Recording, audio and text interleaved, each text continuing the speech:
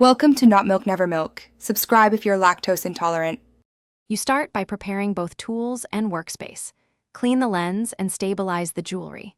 Hold the magnifier 1 to 2 inches from the object, then slowly move the piece toward the lens until it snaps into focus. Once done, make sure lighting comes from the side to reveal surface texture. This reduces glare and shows inclusions. You will also want to secure small parts with tweezers so your hand stays steady while you begin detailed examination. Now you move into systematic inspection.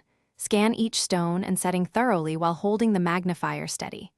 Rotate the jewelry slowly to inspect prongs and joints from multiple angles, because some fractures only appear at oblique light. Once you identify a suspicious spot, compare it to a known reference or mark it for further testing, and make sure to note color shifts or inconsistent symmetry.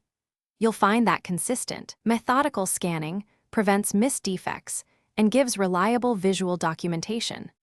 To finish, document what you found and safely store the magnifier. Take macro photos through the lens if you need records, and gently clean the lens before returning it to its case.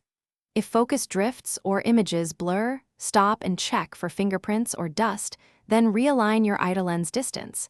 Tiny shifts change focus dramatically. If problems persist, verify the magnifier's glass for scratches and replace the insert or adapter so you can. Thanks for watching. If this was helpful, leave a like and consider subscribing. See you next time.